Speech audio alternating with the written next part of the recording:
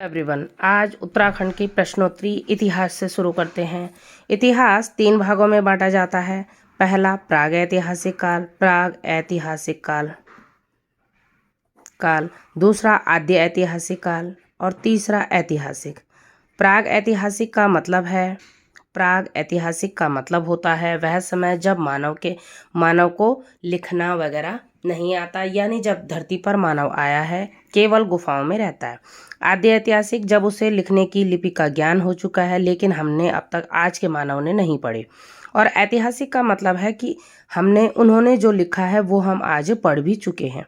ठीक, तो चलते हैं। आज देखिए, पहला काल है प्राग ऐतिहासिक काल। ठीक, उत्तराखंड के विभिन्न स्थलों से प्राप्त प्रागैतिहासिक स्रोत निम्न में से कौन से हैं?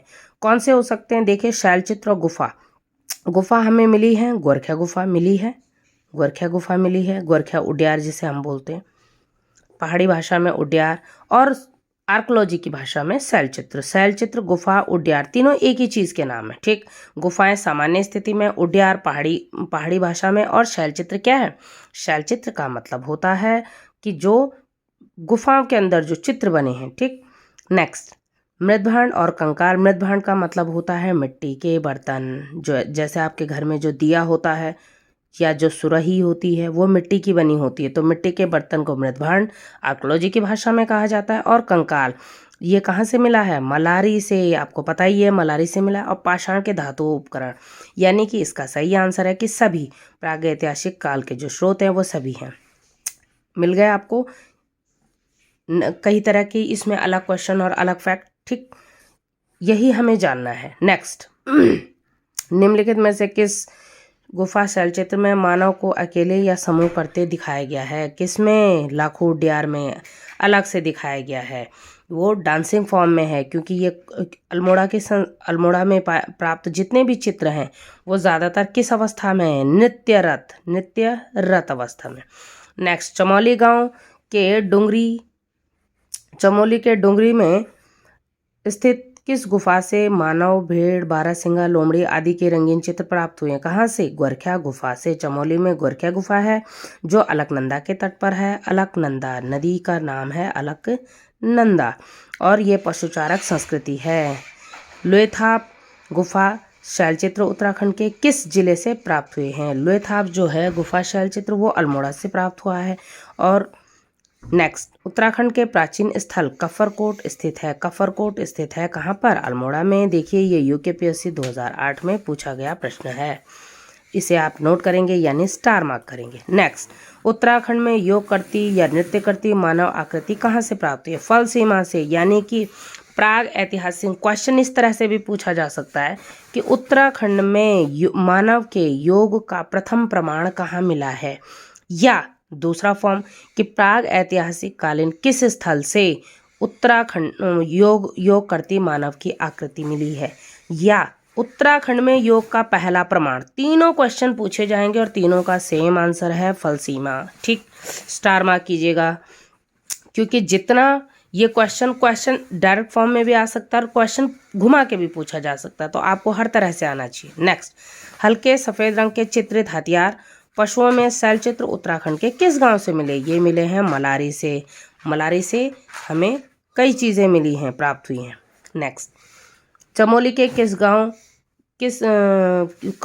जिले के किस गांव में 1956 में महापाषाणीय समाधान मिले थे? ये मलारी से मिले थे। और ये वन आरक्षी परीक्षा 2020 में आई, यानी कि अभी हाल ही में पूछा गया है, इसलिए आपको इसे बहुत ही ध्यान रखना, very very important. Next, Malari गांव से किस वर्ष 2002 में विश्वविद्यालय के शोधकर्ताओं द्वारा प्राग ऐतिहासिक कालीन साक्ष्य, यानी कि मिट्टी के बर्तन जिन्हें मृदभांड कहते हैं, नर कंकाल और जानव के अंग आदि प्राप्त हुए हैं? ये किसने ढूंढे हैं? गढ़वाल विश्वविद्यालय 2002 में खोज की थी। और इस खोजकर्ता जो दल था, इसका अध्यक्ष थे नौटियाल जी। यहाँ से 5.2 kg का सोने का मुखौटा मिला है। सबसे महत्वपूर्ण है कि सोने का मुखौटा, जो बहुत ही बड़ी खोज है प्राग ऐतिहासिक कालीन मानव की। नेक्स्ट, उत्तराखंड में गौरिक सदृश मृदभांड कहाँ से प्राप्त हुए? ये हुए हैं बहादुराबाद से। देखिए, जब मानव उत्तराखंड मतलब जब मानो पहाड़ से जब मानो इस तरफ आए, स्पेशली आर्य संस्कृति जब इस तरफ आई, आर्य लोग जब गंगा की घाटियों में आए, गंगा की घाटी में रेतीली मिट्टी से जब इन्होंने बर्तनों को बनाया, मिट्टी के बर्तनों को, तो रेत के कण होने के कारण एक तो जब वो बर्तन को बनाया गया तो वो भूरे कलर का हो गया। वो मिट्टी पका के लाल होती है, लेकिन ये रेत थी, रेतीली मिट्टी थी, बलुई मिट्टी थी, ये भूरी हो गई। और दूसरा, इसमें जो रेत के कण थे वो चमकते थे, जैसे आपने उसमें देखा होगा कभी, अगर आपके पास मटका है तो मटके में देखिएगा। तो उस कारण से ये क्या होगा, उसी समय के जितने भी जहाँ जहाँ उस समय के संस्कृति के जो जो बर्तन जहाँ जहाँ मिलते हैं उन्हें बोला जाता है गौरिक मृदभांड संस्कृति। तो ये कहाँ से मिले हैं? भाद्राबाद से मिले हैं। इसकी खोज किसने की? इसकी खोज की यज्ञदत्त शर्मा जी ने, यज्ञदत्त शर्मा जी ने। और जबकि डॉक्टर बीबी लाल जो हैं, बीबी लाल ये इतिहासकार हैं, बीबी लाल, इन्होंने कहा है कि ये पाकिस्तान के स्वात घाटी से ये मिलता है। स्वात घाटी, जो पाकिस्तान में स्वात घाटी है, इससे इनकी समानता है, उस समय की समानता है, उस समय के बर्तन लगते हैं। नेक्स्ट, क्योंकि बहुत बड़े इतिहासकार हैं, अभी 2022 में इन्हें पद्मश्री मिला है, पद्मश्री से नवाजा है, पद्मश्री से नवाजा है भारत सरकार ने। नेक्स्ट, उत्तराखंड में किस ग्राम से प्राप्त मिट्टी के पात्र चित्रित धूसर मृदभांड मिलते जुलते हैं? सनड़ा बसेड़ी से, सनड़ा बसेड़ी से। नेक्स्ट, उत्तराखंड में नागफनी आकार का भव्य शैलचित्र कहाँ से प्राप्त हुआ है? जो नागफनी के आकार का शैलचित्र है ये क्या है? लाखुड्या से प्राप्त हुआ है। नेक्स्ट, उत्तराखंड के किस क्षेत्र से ताम्र मानवा आकृतियां, ताम्र मानव आकृतियां बनकोट से मिली है, और बनकोट कहाँ है? पिथौरागढ़ में है। नेक्स्ट, प्राग ऐतिहासिक कालीन संबंध, प्राग ऐतिहासिक कालीन संबंध में निम्न में से कौन सा कथन गलत है? गलत मीन्स असत्य, मीन्स गलत। इसे आप अंडरलाइन कर लेंगे, क्योंकि जब क्वेश्चन इस फॉर्म में आता है तो कई बार हम पढ़ते पढ़ते भूल जाते हैं कि क्वेश्चन क्या पूछा है। इसीलिए जब भी आप एग्जाम में बैठे, सबसे पहले असत्य को राउंड कर ले, ताकि आपको ध्यान रहे कि हमें जवाब क्या देना है। तो फर्स्ट स्टेटमेंट है कि इस काल के अध्ययन के लिए केवल पुरातात्विक स्रोतों का ही उपलब्धता है, बिल्कुल है। पाषाणकालीन सवारगार रामगंगा घाटी से मिले, बिल्कुल मिले हैं। 8 ताम्र आकृतियां उत्तराखंड के उत्तरकाशी से, नहीं, कहाँ से? अभी तो लिखा है कि ताम्र आकृतियां कहाँ से मिली हैं? बनकोट से, तो ये बनकोट से मिली थी, इसलिए ये हो जाता है गलत। और चित्रित धूसर मृदभांड के साक्ष्य गढ़वाली क्षेत्रों से मिले, बिल्कुल मिले हैं, क्योंकि हरिद्वार किस में आता है? हरिद्वार गढ़वाल क्षेत्र में आता है, ठीक, तो गढ़वाली क्षेत्रों से मिले हैं। इट मीन्स ये वाला आंसर हमारा सही है, क्योंकि ये गलत है, पूछा क्या गया है? गलत, ये वाला हमारा सही। तो इसीलिए यही हमें ध्यान देना है। नेक्स्ट है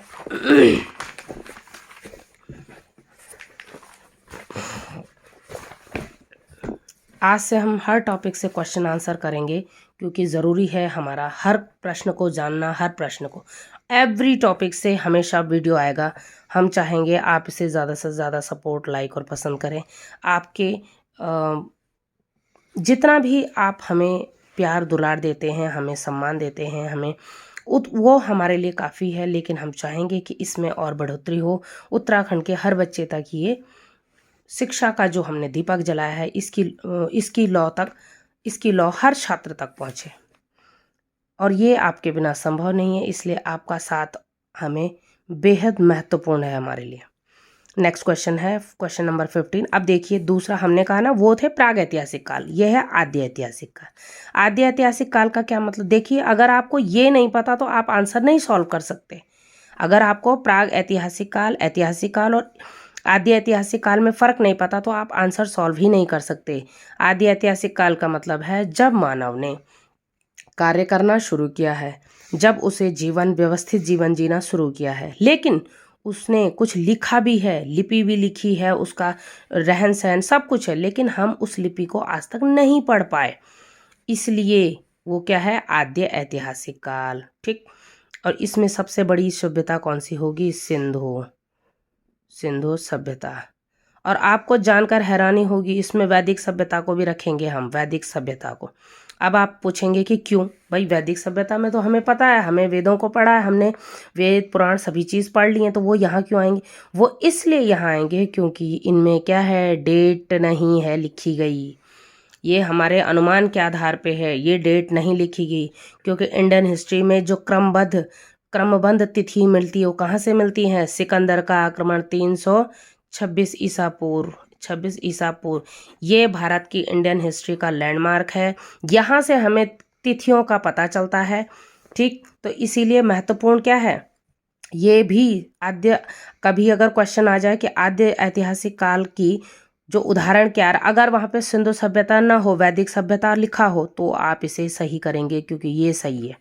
ठीक, नेक्स्ट क्वेश्चन नंबर 15, वह काल जिसके अध्ययन के लिए साहित्यिक स्रोत उपलब्ध है। देखिए लिखा है लेकिन उसको अभी तक पढ़ा नहीं गया, उसे क्या कहते हैं? आद्य ऐतिहासिक काल, जबकि प्राग ऐतिहासिक काल में साहित्यिक स्रोत मिला ही नहीं है। ठीक, नेक्स्ट, उत्तराखंड राज्य का प्रथम उल्लेख किस में मिलता है? ऋग्वेद में मिलता है। ऋग्वेद में उत्तराखंड के लिए तिपरा जो हमारे घर होते हैं आज पहाड़ी शैली में बने हुए, उनका नाम आया है। जो ठेकी हम दूध लेते हैं जिसमें, उत्तराखंड को वेदों के अतिरिक्त अन्य धार्मिक ग्रंथों में जाना जाता है। पूर्ण भूमि, पवित्र भूमि, ऋषि भूमि, बिल्कुल बिल्कुल जाना जाता है सभी नामों से। उत्तराखंड के लिए उत्तर कुरु शब्द का प्रयोग किस ब्राह्मण ग्रंथ, ऐत्रेय ब्राह्मण ग्रंथ, और ऐत्रेय ब्राह्मण किसका है? ऋग्वेद का। इसलिए इसमें जो नाम आया है वो क्या आया है? उत्तर कुरु। कई बार स्टार मार्क कीजिए, कई बार आयोग ने इसे पूछा है। नेक्स्ट, पुराणों में उत्तरकाशी के लिए कौन सा शब्द आया? पुराणों में उत्तरकाशी के लिए आया है बाड़ाहाट, क्योंकि ये नाम प्राचीन समय का है। बौद्ध साहित्य के ग्रंथों में उत्तराखंड के लिए कौन सा शब्द प्रयोग हुआ है? हिमवंत। बौद्ध साहित्य हमें क्या कहते हैं? उत्तराखंड क्षेत्र को हिमवंत कहते हैं। नेक्स्ट, महाभारत के किस पर्व में हरिद्वार से मृगतुंग यानी गंगाद्वार हरिद्वार का नाम है, और मृगतुंग नहीं है, यह है भृगतुंग। भृगतुंग किसे बोला गया? केदार जी को, केदार बाबा केदार के लिए केदारनाथ तक की यात्रा का वर्णन मिलता है वन पर्व में। महाभारत के वन पर्व में इनके पांडवों की यात्रा का, स्वर्ग की यात्रा का विवरण है। ठीक, और अंतिम क्वेश्चन है आद्य ऐतिहासिक काल का कि वैदिक काल में उत्तराखंड में किस जन का शासक था? त्रिस्तु जन का। ये कनिष्क शायक 2018 में आया है, बहुत ही महत्वपूर्ण। और ये 2018 किसका पेपर था? हाई कोर्ट वाला, हाई कोर्ट के पेपर में पूछा गया है ये क्वेश्चन। लास्ट क्वेश्चन इस टॉपिक से खत्म। अब नेक्स्ट, प्राचीन गढ़वाल और कुमाऊं क्षेत्र, यानी कि प्राचीन काल का जो गढ़वाल है, जो कुमाऊं है, उसका क्षेत्र। स्कंद पुराण में गढ़वाल के लिए कौन सा गढ़वाल क्षेत्र का वर्णन किस खंड के अंतर्गत आता है? केदार खंड के। देखिए ये है उत्तराखंड। ठीक, सॉरी, रफली एक मैप बना है। ये उत्तराखंड के दो भाग कर दीजिए। ये आ गया मानस खंड यानी कुमाऊं का क्षेत्र, और ये आ गया हमारा गढ़वाल का क्षेत्र, केदार खंड। ठीक, तो उत्तराखंड के लिए गढ़वाल क्षेत्र के लिए केदार खंड, मानस खंड कुमाऊं क्षेत्र के लिए, जबकि जालंधर खंड ये पंजाब क्षेत्र के लिए आता है। नेक्स्ट क्वेश्चन है क्वेश्चन नंबर 24। देखिए कितनी बेहतरीन तरीके से हम आगे बढ़ रहे हैं। निम्नलिखित में से किसे गढ़वाल का प्रवेश द्वार कहा गया? सींचपाल 2017 का प्रश्न है। गढ़वाल का प्रवेश द्वार ऋषिकेश, गढ़वाल का प्रवेश द्वार ऋषिकेश। उत्तराखंड में जो जितने भी प्रीवियस ईयर क्वेश्चन हैं उन्हें आपको एक बार और ध्यान से देखना है, क्योंकि ये महत्वपूर्ण हो जाते हैं, पूछे गए हैं आयोग के द्वारा। उत्तराखंड के किस क्षेत्र में स्थानों को किस क्षेत्र यानी कि को मनुष्य आदि पूर्वज, मनुष्यों का जो आदि पूर्वज कौन है माना जाता है हमारे हिंदू धर्म में? मनु को। कि कहते हैं ना कि हम सभी मनु की संतान हैं, तो उनका निवास स्थान अलकापुरी, और अलकापुरी कहाँ है? ऊपर चमोली में है। नेक्स्ट, जबकि कालो डांडा किसका नाम है? कालो डांडा नाम है लैंसडॉन का, लैंसडॉन, ये लैंसडॉन का नाम है। वीरभद्र किसका नाम है? ऋषिकेश का, पुराना ऋषिकेश के लिए कहा जाता है वीरभद्र। और गोविषाण किसे कहा जाता है? गोविषाण कहा जाता है आपके काशीपुर को। उत्तराखंड गढ़वाल क्षेत्र के किस स्थान पर वशिष्ठ गुफा, वशिष्ठ कुंड और वशिष्ठ आश्रम मिला है? ये मिला है विशोन पर्वत पे, और विशोन पर्वत है टिहरी में स्थित है ये। ठीक, नेक्स्ट, गढ़वाल क्षेत्र के देवप्रयाग में किस स्थान पर सीता जी समाई थी? ये है सितोंस्यू पट्टी, और मान्यता है कि यहाँ पर सीता जी समाई थी। और इसमें वहाँ पर एक मेला भी लगता है, उस मेले का नाम है मनसार का मेला, मनसा मेला। ठीक, रामायण काल के बाणासुर का राज्य गढ़वाल क्षेत्र में था। उसकी राजधानी कहाँ है? ज्योतिषपुर। ज्योतिषपुर किसका प्राचीन नाम है? जोशीमठ का, जोशीमठ। अब तो आप समझ गए जोशीमठ कहाँ है। जोशीमठ है हमारे चमोली में। ठीक, नेक्स्ट, केदारनाथ को प्राचीन ग्रंथों में किस नाम से संबोधित किया गया? केदारनाथ को कहा गया है भृगतुंग। भृगतुंग, इसमें मृगतुंग लिखा है, सॉरी, भृगतुंग, ये केदारनाथ को प्राचीन ग्रंथों में लिखा गया है। नेक्स्ट, कालिदास ने अभिज्ञान शाकुंतलम की रचना पौड़ी में स्थित कण्वाश्रम में की थी। यह किस नदी के तट पर है? ये मालनी नदी के तट पर है। ठीक, और जबकि कोटद्वार किस नदी के तट पर है? ये कोटद्वार का क्षेत्र पड़ता है। कोटद्वार जो है वो है खोह नदी के तट पर। खोह नदी के तट पर कौन सा शहर है? कोटद्वार, जिसे 2017 में नगर निगम भी बना दिया गया है। नेक्स्ट, उत्तराखंड के किस नगर को गेरुए रंग की संस्कृति का नगर कहा गया है? हरिद्वार को। हरिद्वार के भाद्राबाद से गेरुए रंग की संस्कृति का पता चलता है। नेक्स्ट, प्राचीन कुमाऊं साहित्य में कुमाऊं क्षेत्र को किस नाम से जाना जाता है? कुमाऊं को मानसखंड, अभी हमने बताया आपको मैप बना के कि कुमाऊं को मानसखंड और गढ़वाल को केदारखंड। वर्तमान कुमाऊं क्षेत्र में विष्णु के किस अवतार की पूजा होती है? कूर्म, विष्णु के कूर्म अवतार, कूर्म अवतार की, इसी कूर्म अवतार का अपभ्रंश बना कुमाऊं। और कुमाऊं का मतलब कूर्म अवतार की पूजा होती है, मान्यता है ऐसी हमारे पुराणों में। नेक्स्ट, कुमाऊं क्षेत्र के अल्मोड़ा में स्थित किस स्थान से यक्षों के निवास स्थान मिलते हैं? ये मिलते हैं जाखन देवी मंदिर से। जाखन देवी मंदिर से यक्षों के प्रमाण की पुष्टि हुई है। नेक्स्ट क्वेश्चन है, महाभारत काल में पूर्वांचल में निम्न में से किन जातियों का निवास होता है? सभी का, यक्ष, किरात, खस, सभी का। नेक्स्ट, छांगलेस प्रशस्ति मिली है लाखामंडल से, ये 2020 में पूछा गया, और ये वार्ष्णेय वंश की है। नेक्स्ट, जोशीमठ का प्राचीन नाम ज्योतिषपुर। अब आएंगे उत्तराखंड के प्राप्त जो शिलालेख हैं, कौन कौन से उत्तराखंड से शिलालेख मिले हैं। ठीक, उत्तराखंड से जो मिला है लाखामंडल, माणा और कालसी, सभी जगह से शिलालेख प्राप्त हुए, बिल्कुल सही बात है। नेक्स्ट, निम्न में से किस स्थान से राजकुमारी ईश्वरा का अभिलेख प्राप्त हुआ है? लाखामंडल। लाखामंडल से ही वहाँ राजकुमारी का अभिलेख प्राप्त हुआ है। नेक्स्ट, गुफाओं के अंदर दीवारों पर लेख किस स्थान पर मिले हैं? गुफा के अंदर जो लेख मिले हैं वो कल्पनाथ से भी मिले हैं और देवप्रयाग, दोनों जगह से मिले हैं। ठीक, गोपेश्वर के रुद्रशिव मंदिर में त्रिशूल लेख में किन दो राजाओं के नाम मिले हैं? नागपति नाग और अशोक चल। इन दो लोगों के नाम यहाँ से मिले हैं। नागपति नाग, अशोक चल के नाम यहाँ से मिले हैं। ये नागवंशी हैं, और ये क्या हैं?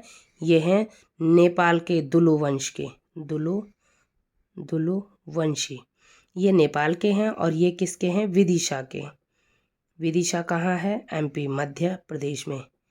ठीक, प्रथम व द्वितीय सदी में कुषाण कालीन मुद्राएं किस स्थान से प्राप्त हुई हैं? मुनिकीरेती से भी और सुमाड़ी से भी, दोनों जगह से हमें यह कुषाण कालीन मुद्राओं का भंडार मिला है। नेक्स्ट क्वेश्चन, कुड़िन। अब आ गया कुड़िन और मौर्य साम्राज्य से। ठीक, प्रसिद्ध भूगोलविद टॉलमी ने दूसरी शताब्दी में व्यास, गंगा, यमुना के ऊपरी क्षेत्रों में किस जाति के निवास का उल्लेख किया है? किन्होंने? टॉलमी ने अपने भूगोल में कुड़िनों का कहा। उन्होंने कहा है कि यमुना की, गंगा और यमुना के ऊपरी क्षेत्रों में कुलिंद लोग निवास करते हैं। उत्तराखंड पर शासन करने वाली प्रथम राजनीतिक शक्ति कौन है? कुड़िन। नेक्स्ट, महाभारत में कुड़िन नरेश किस नाम से जाने जाते हैं? कुड़िन नरेश वहाँ उस समय जाने जाते थे कौन से नाम से? द्विज श्रेष्ठ से, क्योंकि द्विज का मतलब होता है ब्राह्मण। ठीक, लेकिन यहाँ पर द्विज का मतलब दोनों हैं, ब्राह्मण भी होता है और श्रेष्ठ भी होता है, तो यहाँ पे द्विज श्रेष्ठ। नेक्स्ट क्वेश्चन, क्वेश्चन नंबर 46 पर आ गए हैं हम। महाभारत शासन काल में कुड़िन शासक सुबाहु की राजधानी क्या थी? श्रीनगर। महाभारत काल में सुबाहु की राजधानी श्रीनगर थी। नेक्स्ट क्वेश्चन, कुड़िन वंश का सबसे शक्तिशाली शासक? अमोघ भूति। कुड़िनों का प्रतापी सम्राट अमोघ भूति। निम्नलिखित में से कुड़िन शासक की रजत ताम्र मुद्राएं पश्चिम में व्यास से अलकनंदा तक, दक्षिण में सुने से बेहद तक प्राप्त हुई हैं। किसकी? अमोघ भूति के। हमने कहा ना अभी, प्रतापी शासक अमोघ भूति, तो इन्हीं की सर्वाधिक मुद्राएं मिली हैं।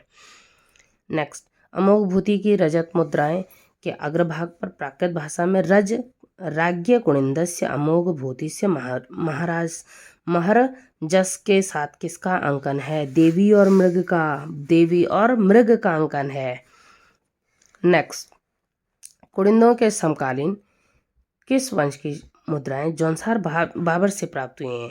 और कालोडांडा, दो जगह से। कालोडांडा लैंसडोन का प्राचीन नाम है और जौनसार देहरादून के पश्चिम क्षेत्र को कहते हैं। वहां पर यौधेय वंश की मुद्राएं प्राप्त हुई हैं हमें। ठीक। उत्तराखंड के किस साम्राज्य अल्मोड़ा मुद्राएं किस साम्राज्य से संबंधित है? ये विधि सहायक 2018 में आया है। ये किसकी थी? अल्मोड़ा। जो मुद्राएं हमें मिली हैं वो कुड़िंदों की हैं। नेक्स्ट, निम्नलिखित में से कौन कुड़िन नरेश से संबंधित है? घनभूति और अमोघ भूति। उत्तराखंड के प्रसिद्ध ऐतिहासिक स्थल गोविशाण की पहचान की गई। गोविशाण की पहचान की गई है काशीपुर से और इसका उत्खनन कराया था अलेक्जेंडर कनिंघम ने। कनिंघम। तो आप हमें बताएंगे अलेक्जेंडर कनिंघम कौन है, यानी कि फादर ऑफ इंडियन आर्कियोलॉजी का नाम आप हमें लिखकर कमेंट बॉक्स में बताएंगे, क्योंकि अगर आप ये लिख के बताते हैं तो उससे हमें पता चलेगा कि एक तो आपने वीडियो को कंप्लीटली सुना और दूसरा ध्यान से सुना। नेक्स्ट, उत्तराखंड के गोविशाण नगर का सर्वप्रथम सर्वेक्षण किसने किया था? कनिंघम ने किया था सबसे पहले। ठीक। नेक्स्ट, निम्न में से किस अभिलेख में मौर्य साम्राज्य द्वारा लोगों से हिंसा त्यागने और अहिंसा को अपनाने की बात की गई है? ये की गई है कालसी से। ये कालसी का जो शिलालेख है इसका अशोक के शिलालेखों में द्वितीय स्थान है। ठीक। नेक्स्ट, कालसी शिलालेख किस वंश से संबंधित है? कालसी शिलालेख मौर्य साम्राज्य की उत्तरी सीमा था। उत्तरी सीमा निर्धारित करता था और यह उत्तरापथ का चुंगी क्षेत्र था। उत्तरापथ ताम्रलिप्ति बंदरगाह, जो कोलकाता बंदरगाह है उसका प्राचीन नाम है। कोलकाता बंदरगाह का प्राचीन नाम क्या है? ताम्रलिप्ति बंदरगाह। और वहां से जाता था मध्य एशिया तक। इस क्षेत्र को, ये जो व्यापारिक मार्ग था इसे कहते थे उत्तरापथ। और इस उत्तरापथ पर कालसी पड़ता था, जो कि क्या था? चुंगी क्षेत्र। जैसे व्यापार के लिए चुंगी ली जाती थी तो सम्राट अशोक क्योंकि इस क्षेत्र से व्यापारियों पे चुंगी लेते थे, इसीलिए यहाँ पर शिलालेख को गाड़ा गया था। तो आपने आज उत्तराखंड के जो इतिहास से संबंधित प्रश्न हैं उन्हें किया है। इसका नेक्स्ट पार्ट कल आएगा। इसे ज़्यादा से ज़्यादा शेयर कीजिएगा, देखिएगा, क्योंकि देखिए जितना आप रिवीजन करेंगे, जितना आप, और ये टॉपिक टू टॉपिक है, मीन्स जैसे पहले इतिहास आएगा उसके बाद अलग अलग हर टॉपिक से ये प्रश्न आएगा, हर पार्ट से, क्योंकि अगर हम अलग अलग क्वेश्चंस कराते हैं अलग अलग सीरीज़ में, वो अलग ज़रूरी है, लेकिन उससे पहले ज़रूरी कि हम इसे कर लें। तो thanks for listening this video. मिलते हैं नेक्स्ट वीडियो में। Thank you.